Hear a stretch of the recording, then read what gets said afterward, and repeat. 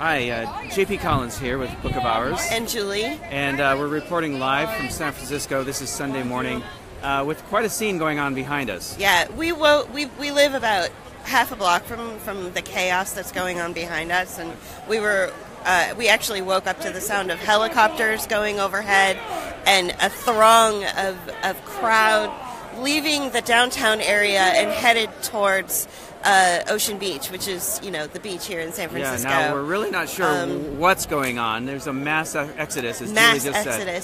Take a look at it seems as though every resident of San Francisco has left, and you can hear from the screaming out of agony and pain and the absolute horror that is happening in San Francisco right now. And the throngs of people that are coming through. It used to be thicker, but there were.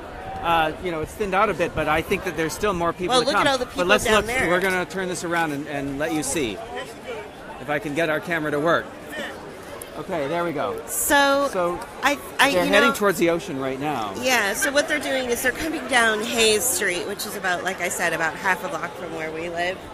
And they're going to be going in through the Panhandle and then out to the ocean. Yeah, and we're not sure why they turned at the Visadero Street. We're really not quite sure why. Well, honestly, JP, I think that with this mass hysterical hive mind exodus that's happening, I mean, look at these people. They didn't even have time to wear like real clothes. Well, the thing is that we've noticed is that San Franciscans love their costumes, and it's they a well-known, will not.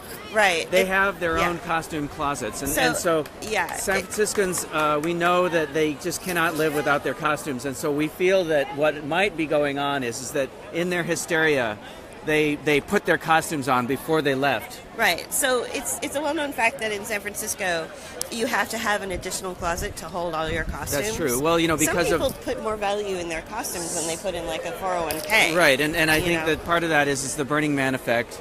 Yeah. But I've known people that have actually gone camping who've had a separate tent just for their costumes. Right. While they go to their camping. Wow. Yeah. So because it's really important that during a time of mass exodus, when the entire city is basically being emptied because of, for whatever reason, we're not sure why. We haven't figured that out yet. That you wear your costume. It's really important because when they say the very worst happens and they need to identify your body. That's right. It's most identifiable by the costumes that you do wear. Right. You can see all these guys. These groups of people have they're all wearing yellow.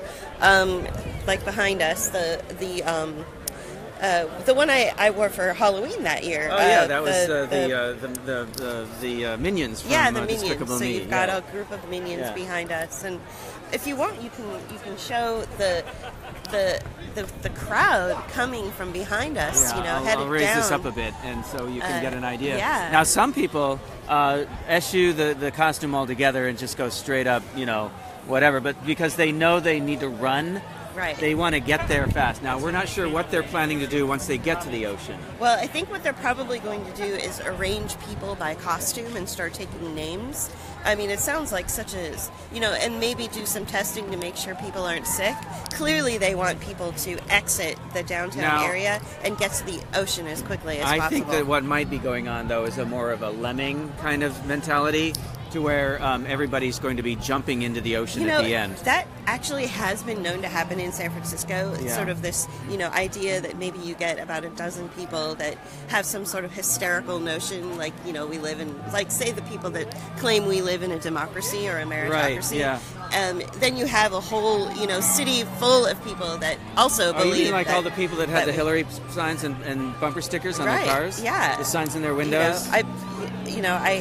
Well, yeah, I guess that's a similar kind of thing, isn't it? Yeah, absolutely. So I think what it is we had about a dozen people maybe get really sick, and so they put on their costumes, and next thing you know, this is because of the hive mind mentality in town. Yeah. This is what happens next. So the other thing that we've noticed is that when San Franciscans, get active and they get upset, they like to party. Right. Yeah. So it's really this is not like New Orleans party. This is now we could be dealing with.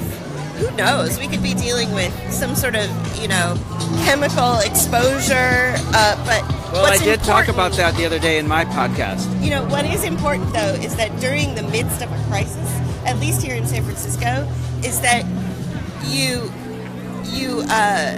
ignore it, and you bury you bury the reality of what's going on. You bury it into some crazy festival. Right. You put on crazy costumes, and it's like a bacchanalia.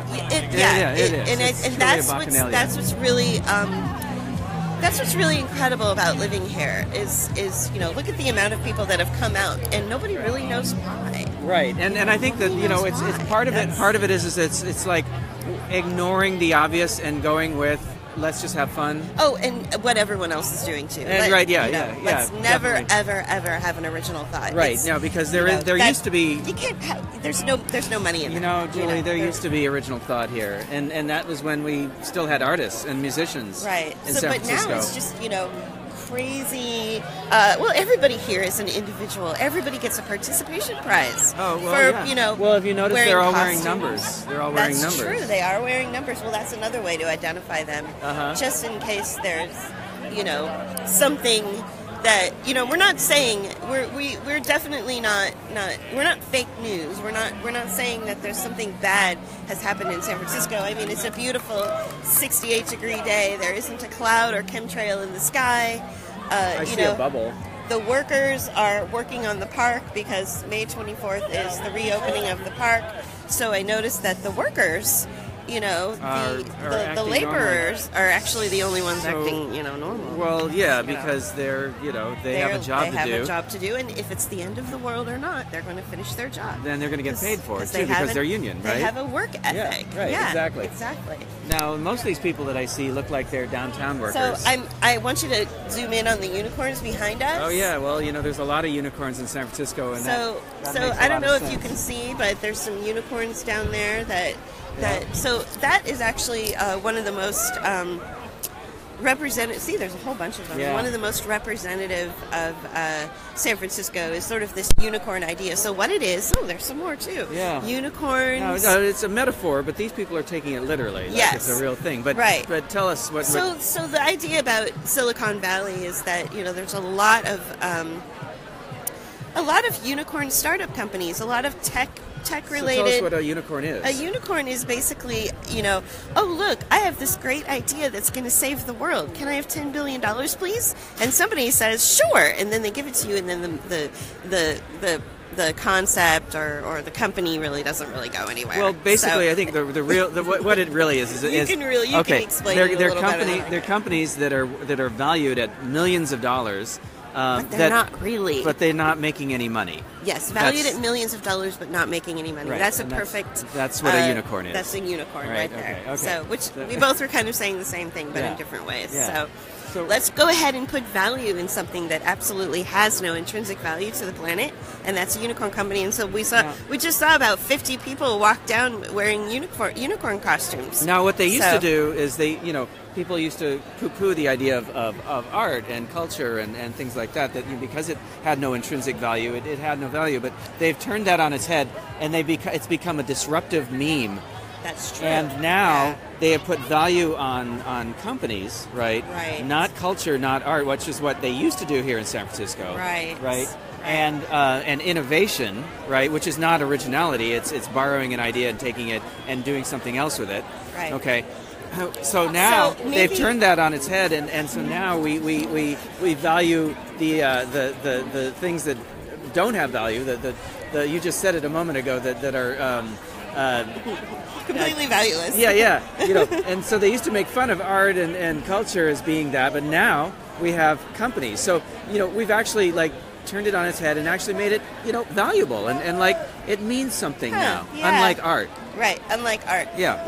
So I think, and also because San Francisco is pretty, as far as, but we all know, philosophically speaking, that all art is political.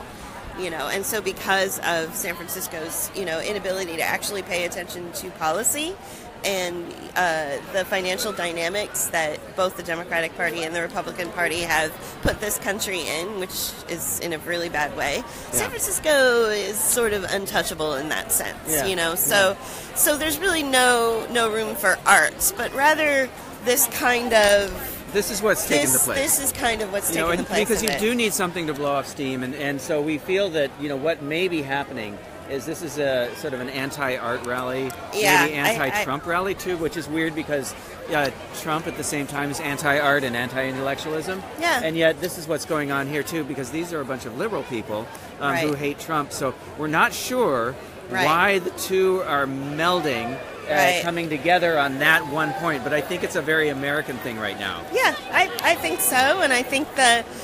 I think what this might be is a maybe how a lot of times something gets conflated. So I think we had some sort of event here earlier this morning, which would explain the helicopters that were overhead and the sirens and the sound of keep moving. It sounded like an emergency, like something bad happened. Yeah, something. And I think what had happened is usually when that happens, at least in San Francisco, it gets conflated into something else, and then it becomes like this weird organism that becomes something that it's not. So everybody just suddenly came on board. They basically jumped up, got into their costume closets and quickly went downtown to see what was going on. Right. We did not, because we don't have a costume closet. Right. And we value our sleep over right. over mass hysteria. We were out late last night. Oh, look, unicorns and veils. Yeah, we've got some unicorns and veils here. Unicorns and veils. Let's see if I can get this to turn around. There we go. Yeah. And they're gone. Well, that's okay. You can get them from behind if you want. There they go. Yeah. So unicorns and veils. We have a lobster and and coming something by. We don't know what it is.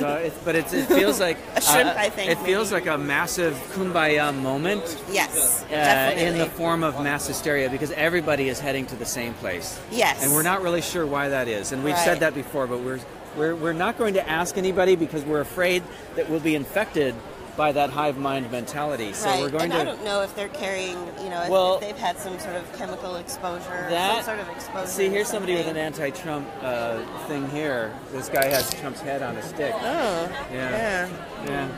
Yeah, it's interesting when you want to put a symptom on a stick as opposed to, Trump, as we all know, I mean, those of us who think about anything at all and actually have the ability to intellectualize and critically think about what's happening in our world, not just in this country, but in our world, we know that Trump is actually a symptom of a larger issue. Right. We know for a fact that we could never have a Donald Trump without a Barack Obama. So, and then we could never have a Barack Obama and all of his pernicious and insidious policy without a George Bush, and so on and so forth. Right. So there is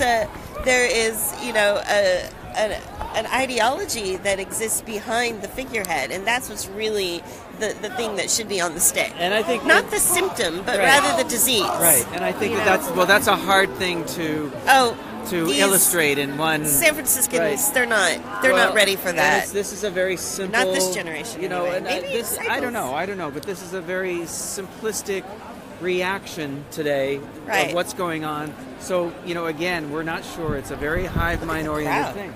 And I'm going to turn this around because the crowd is gathering They're up starting to really congest, and I'm wondering if we're going to get into some sort of panic mode, because although I don't see a lot of police around, I think they are directing the crowd. Well, with this amount of people, maybe the police are a little bit afraid. I don't know, but I don't see many of them. But people seem to be behaving in a fairly organized manner. I wouldn't say civilized. This is a really good opportunity to, perhaps that's why we saw a Facebook friend of ours, or a friend of ours, she's an artist actually, and she's a photographer.